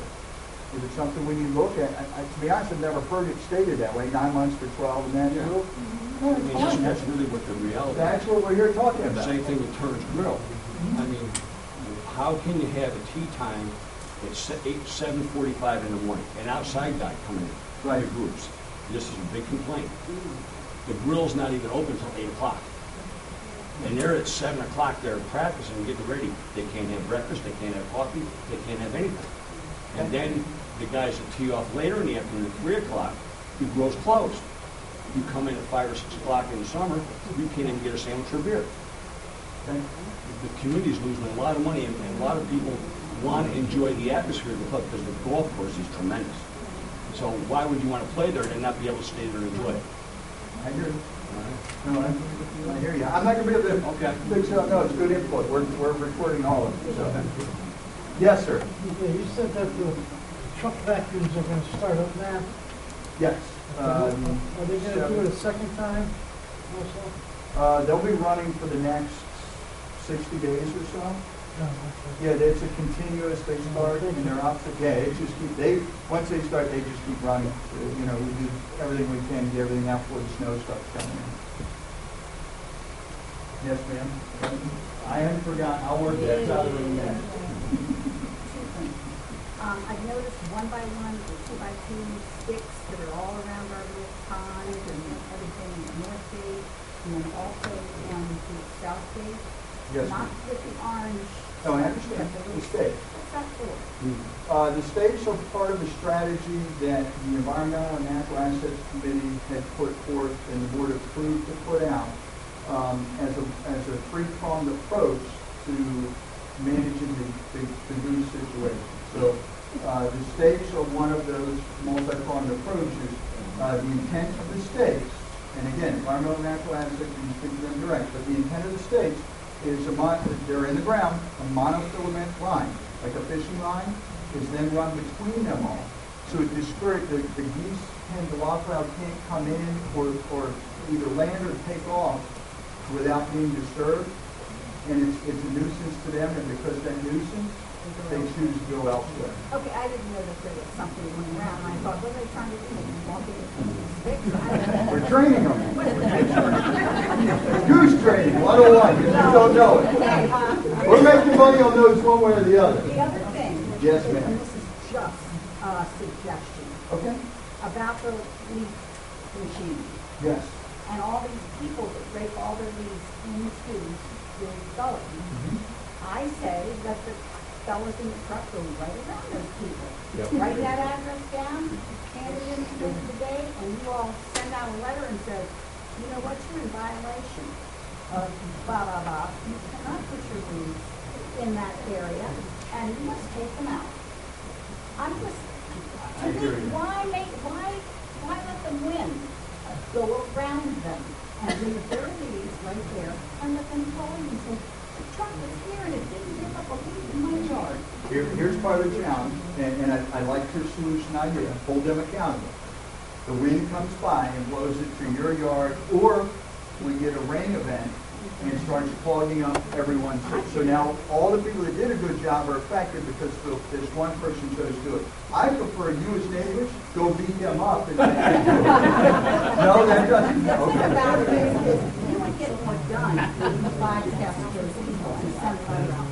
I understand, but part of our, and I'm with you, part of the responsibility though is to make sure that they're staying clear. We're trying to do the best we can. Remember, please skip, and then we have to find our way back. If we do a lot of hops, able never to the point back here. Trying to take a systematic approach is very difficult. Well, it might, but after a year or so, maybe the people will get the message and it'll get easier to use it. If you keep doing it for them, they're going to keep putting it. Come on. You're going to ride with my public works I team. will. You're the spokesman. Mrs. Moore, I'll come back. I've been on that side a little while. Yours was answered. All right, I'm going to stay on this side. I'll come back. Listen, I'm here as long as you need to be. I promise. Yes, sir. This is reference to the future properties on the medical center. Yes.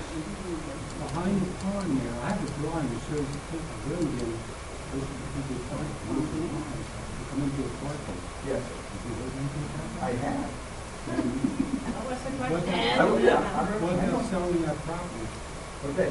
The question is, the medical center at the north gate, on the right side, okay, Palmer Gillis's property that's going in, he has a drawing that shows a road that runs from the medical center to our side of the pond, not the 589 side, but our property side, that connects to the parkway. Woods would come out there too. Right. That was something that was proposed 3 or 4 years ago when the project was first, the inception of the project, maybe 5 years ago, of that connector. I went to the meeting down in Smithville. Yeah, so that was one of the proposals for that project. At the time, it wasn't something that was accepted by us, the community would envy. I know it's sitting out there. I know it's something that will probably come back.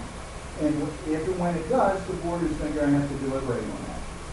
Because that would be a nightmare, traffic coming out, people coming across the bridge, people coming out, I'm making use of go back across the bridge.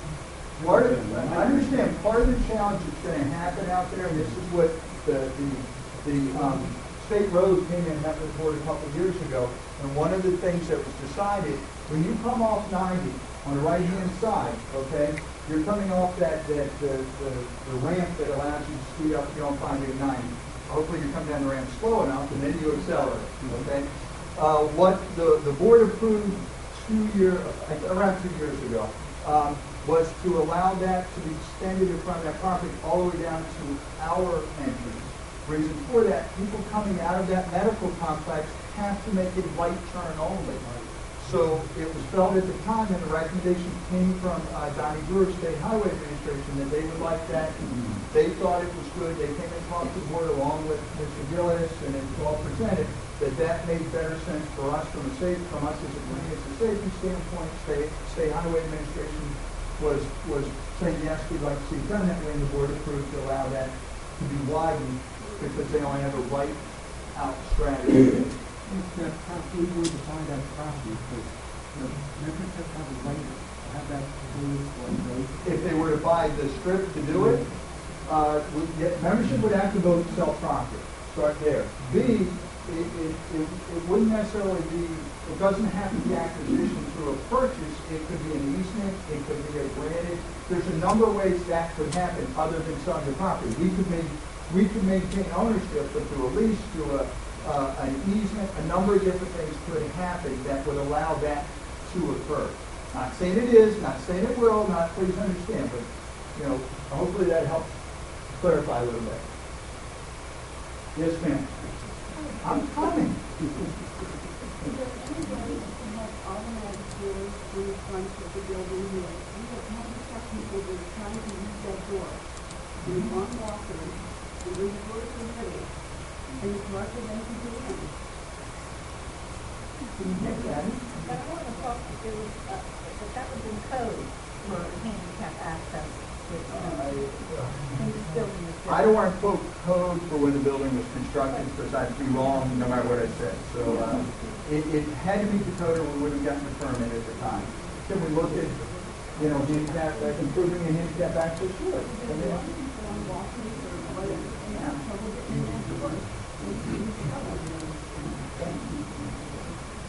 Yes, sir. 66. Okay. I just wondered when you would expect to have a desalination plant built out here. Desalination plant takes all the impurities out of the water, because right now we don't have code for it. We use a clear filter almost every day to filter out all the impurities within it. That type of device will extract all of this. Gotcha. That, I don't know, you probably do, the water system is maintained by the county, so that would be a county improvement. I'm sorry? Yes, sir. John Moss is the local county individual. And I'm coming back, yes, sir.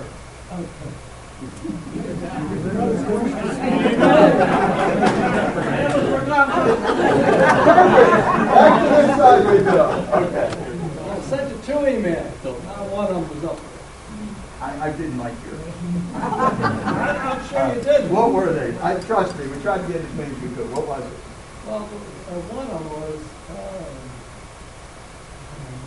good friend of mine, I complained, goes to the manager of the yacht. Okay. And his answer to had something to do with the cold. Okay. His answer to the lady, her husband there, I'm tired of hearing about Ocean Time geriatric drunks. Now, how can you have a manager who's supposed to be consumer oriented? Talk to instructor. That's ridiculous.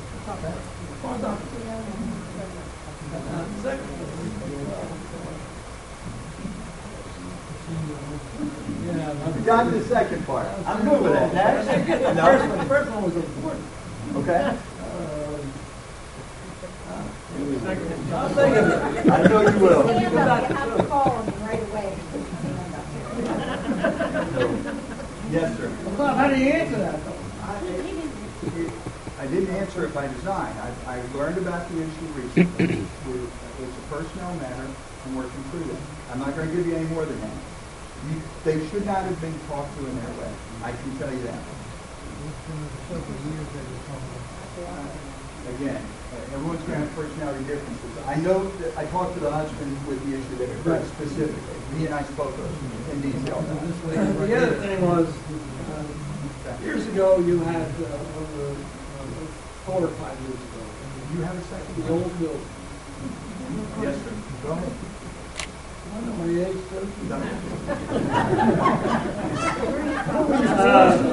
What's your question? When you had Linda running the yacht club. Linda Huebner? From the beach club. Yes, sir. Linda Huebner. She wasn't really doing the job. The one who was doing the job was this girl named Leah. You said that. Working. I know Leah well. Now this girl really knows something about customer service. Okay. She goes around, she talks to people, she asks them how everything's on, something like, listen, she could have been, please, come back next week, I'll have this thing all straightened out. It's great, absolutely great. You should utilize it. Well, I'm gonna go that way and come right back. I promise. I gotta work the whole room. Yes, sir. Yes, sir. I will actually get a mass improvement plan around manager no longer with us. He came and asked me that November 6th and said, was I fired on the 1st? I said, did I call you? He said, no. I said, you weren't. I know. There's more than that going around about everything, so yeah. That's why I try to have these meetings. He asked me, we'll do the best we can answer. All right. Let me go this way, since you said I'm not going to be happy. Oh, yes, ma'am. Whoa, I'm thinking. I'm not going to beat you up. I didn't know you jumped right up. I'm thinking, all right. I'm tired of school. Okay, yes, ma'am. Okay, when Bob was at our recent women's club meeting, he had allocated kind of that you might want to make this building here kind of a fitness. Okay. All of it, a fitness area, instead of being able to have our meetings here with different organizations. You said that might be an option, and you said also that maybe you weren't sure where we would be going to do this, such as the ARP and all these other clubs we have here. So how do you feel about that, and can you address that? Sure. The question pertains to the use of this facility, the rumor about changing this particular room we're all sitting in into something else. One thing anybody that knows me, I'm always trying to look forward to opportunities, things that come up. But as I addressed in that group and I've addressed in others, we would make no changes to this room or the use of this room until and or unless we had an alternative strategy in place. We need meeting space. So until that's figured out, we would make no changes here. So as I said at the women's group, and just so everybody's clear, we can't afford to do that. We can't displace this type of setting if we don't have an alternative later. Doesn't mean we shouldn't keep considering all options. The community's growing with a lot of different things going on. So I'm always throwing ideas at it. Some work, some don't. That's why we have the board, we have the membership, but I appreciate the question. Okay. Yes, sir. Yes. The use of this facility and a couple of other facilities like the Furniture Club. Yes, sir. For community group, I'm a member of a community group, and scheduling is a real problem. Being able to assure ourselves well in advance of the event that we have in place. It becomes more and more of a problem. So something being done to, right now, you can't officially get the schedule for next year until next year. And there's events we're trying to plan in January, February, and March that are handicapped, not knowing exactly the plan. Okay. Good question. I'll tell you this. Okay, it's a two-part answer. First is, as I said, it had to be two board meetings ago. I pulled a small working group together. We're looking at how we're using this facility, the facility there, a number of them, but more specifically here, because this is where we have the most requests for use of the facility. And the demand continues to grow, but the space is what it is. So we're trying to work out, we're looking at everything. Who's using it, how they're using it, what type of group they are, and we're trying to develop a strategy for next year on how we can do it more effectively and in a way that's more understandable and less eclectic in the approach. So when you say, here's how we're using it, here's why, and here's the number of hours we have and those things. 1 to 2 hours, I've been working with a number of people looking 1 to 2 hours put to a time, hours at a time, just analyzing how we're using it now and what the short-term and long-term needs are going to be based on where we are as a community. So yes, we're trying to address it with the recognition that we have folks trying to schedule it for January. Are they looking at the equipment and We are, the primary look right now is this facility with overflow at the country club. The challenge I have at the country club is either too hot or too cold. There's just a number of things. But yes, we're trying to look at how to better utilize all of it. Okay. I'll jump right back to you. Yes, ma'am, I know you said I'm not gonna like this, so go ahead. Who determines what cable Question. That's only the first one. We're here. Okay. Who determines what cable company we have? It was determined, it's media, well, who determined it? It was 15, Mr. Stevens might even have that, but it was. To the old guy,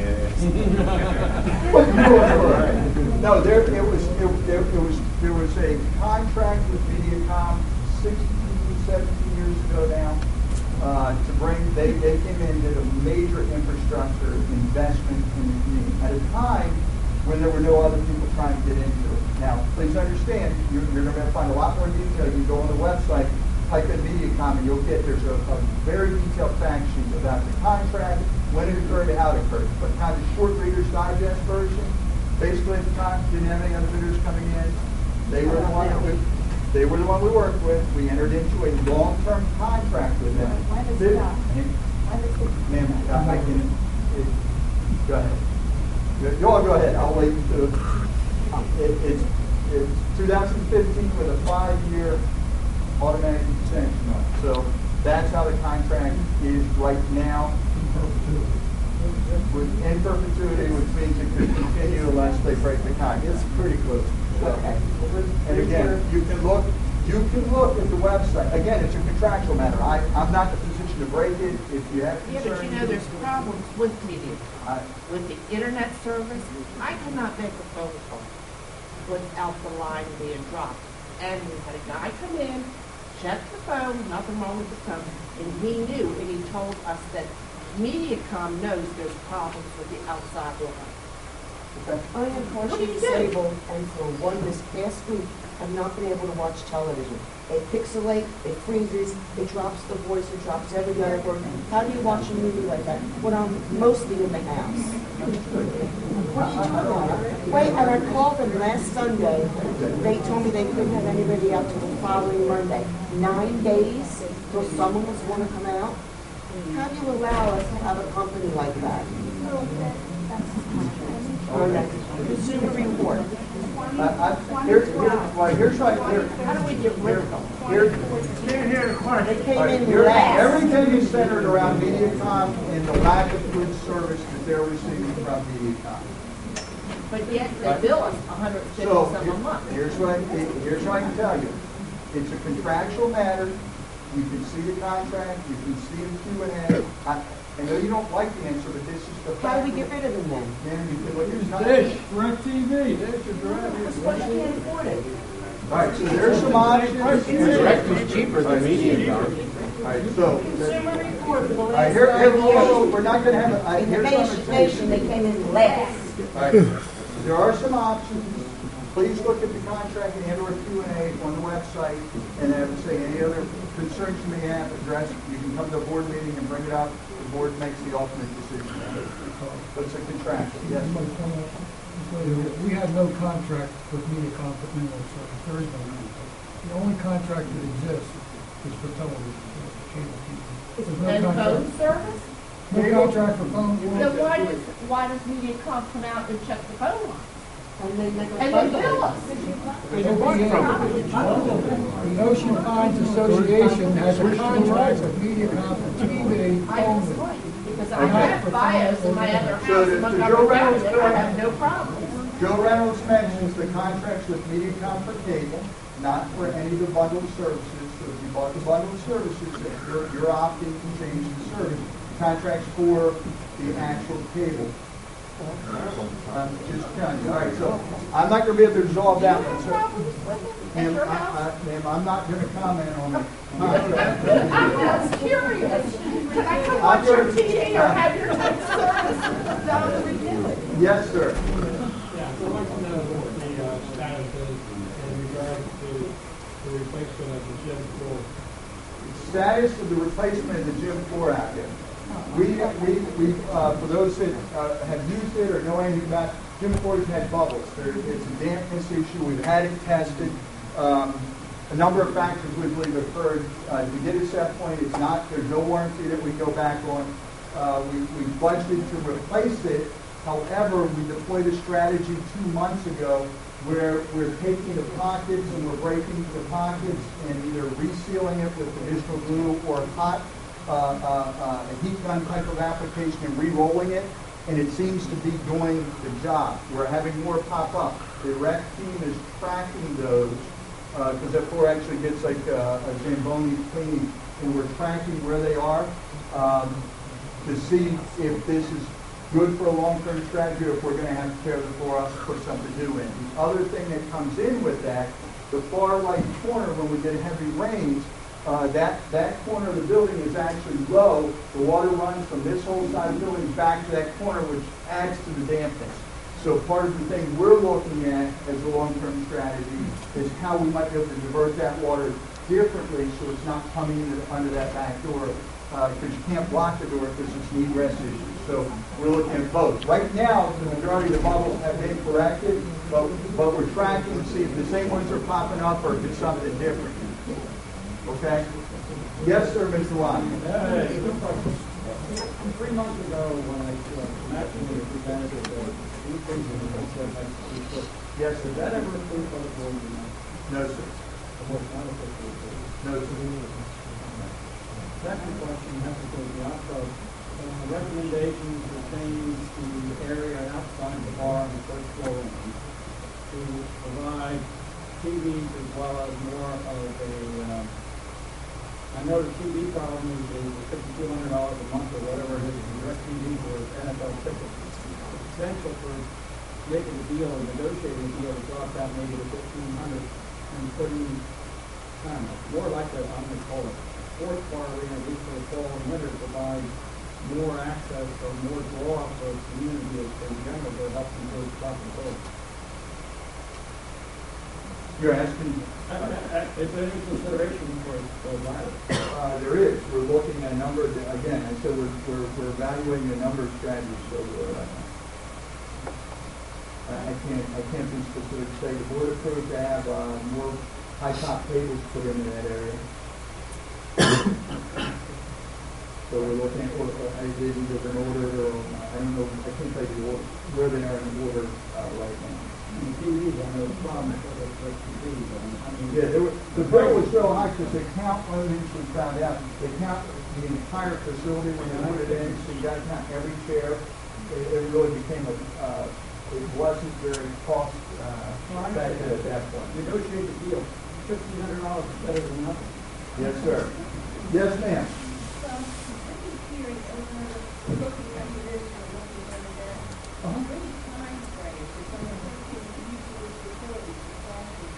I was going back in September last year with all the children to use the facilities that November 15th, which is when I was there, which is still a little bit late. You got to set a long-term thing, you got to entertain the exist, and not knowing until then is not time. And then I'm told there's this committee. This committee has been coming along.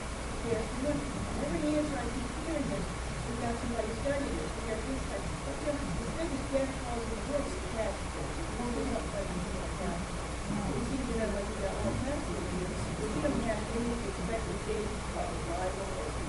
Well, here's what I can tell you. If there's a lot of tax force out there I don't know about, I have a Well, work. everything that we've answered tonight is being studied. There's no influence in that study so we can have an issue. Okay. The working group that's helping me look at how we're using this facility, I'd love to say it's an easy fix. I guarantee you it's not. When you see what the results are, you'll know why. The sheer number of people, effective nature of the community, the numbers of requests based on the limited space, it's a challenge right now. Trying to treat it fairly for everyone, a quick short answer is not going to get that. We have to look at it piece by piece, and we're chipping away at it. When it's finished, it's finished. I can't listen. 2 hours a week I'm dedicated to it with 5 other people. We're going to come up with it. I'd love to say it was done 2 months ago. It's just not yet. Every time you start to solve one issue, another one's the ripple effect, and you need to do it right. So that's where we are on this facility. Okay?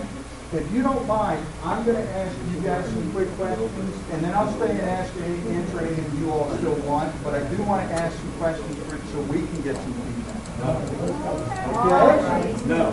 So, how old are you?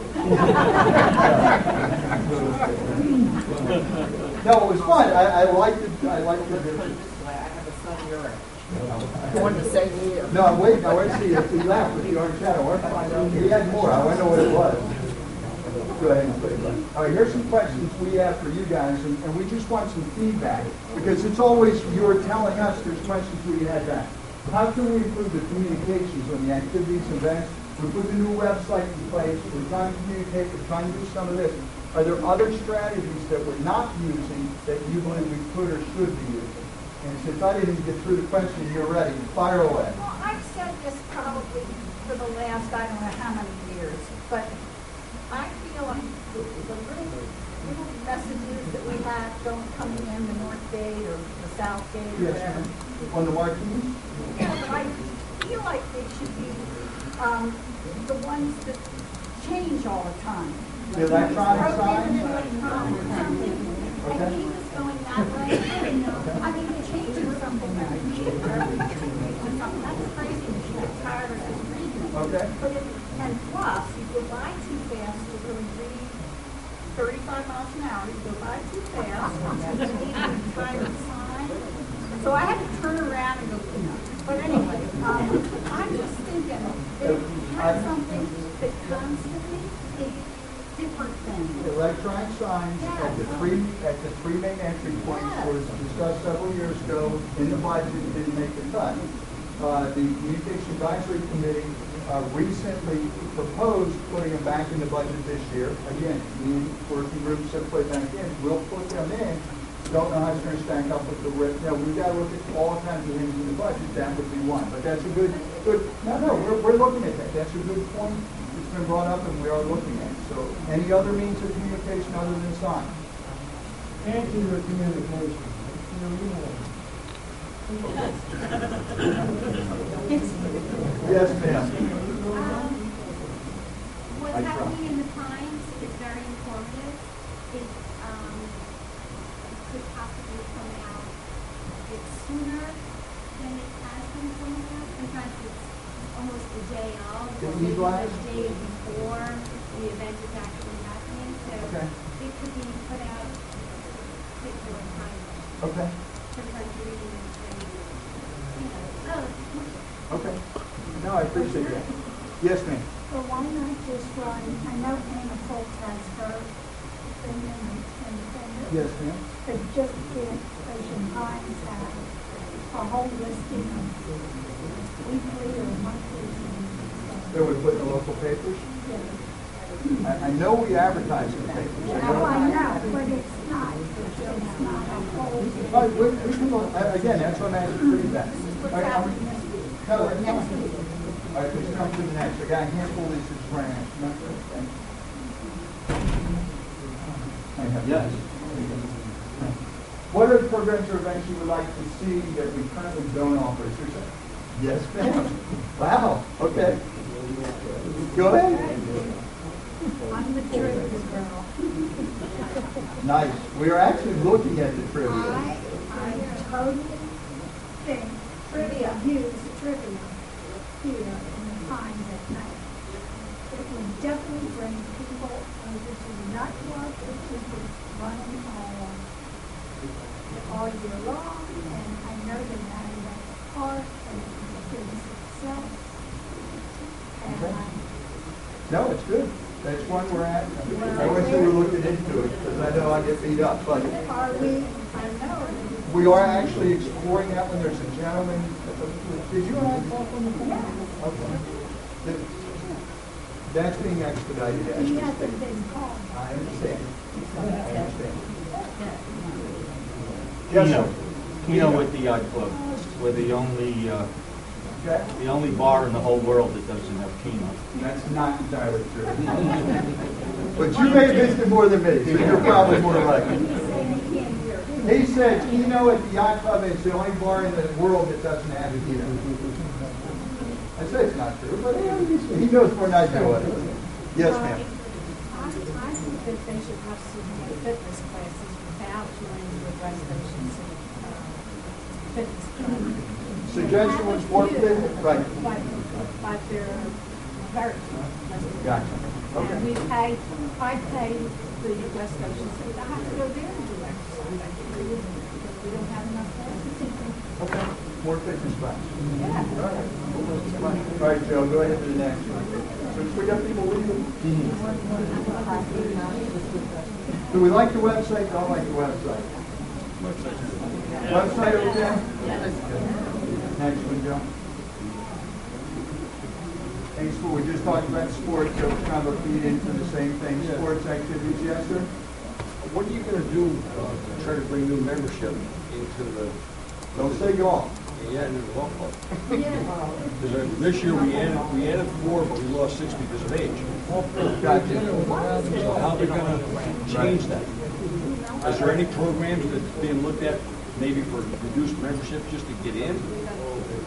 We are looking at all the golf strategies right now. Again, a lot of, we're not going to make any definitive until the board makes a final determination who's running the course. Okay.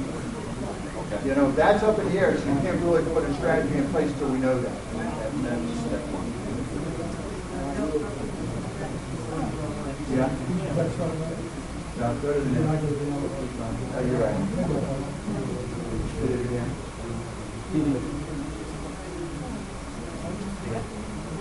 Most important thing about living here, what? The club? The yacht club, okay. And the food and the service. Needs to be. Okay, improvement, club. Got it. You can go to Novo's, you can go to Lister's, you can go to Taylor's, $5 burger. Why don't we have that? Why don't we We have? had it before. Yeah. Burger night, taco night. And you can go there anytime and you see a lot of the board members there. Why aren't you doing it at our place? Good question, ask it. Okay. Joe? I'm gonna sneak out of here now. How do you think Ocean Pines is viewed outside? Good, bad, or indifferent? Just what? It's not a, she's asking what do we call the community? Is it a retirement community, resort community? It's not a retirement community, it's not a resort community. It's a little bit of everything. We have, it is. No, we have all ages, all groups. We have one of the large, our school system, a large portion of the kids from out of here that go to the public schools. We really have it. You need one end to the other and all demographics in between. There's not one subset, which is pretty, that's part of what makes Ocean Pines so unique. Would there ever be a chance of getting streetlights just on the main road? Ooh, right, street lights, I hear you, I hear you, I hear you. I can't say yes or no. Bill, let's think about it again. Like,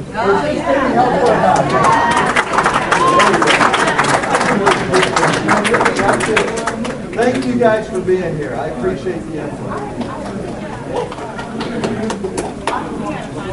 next time, sign.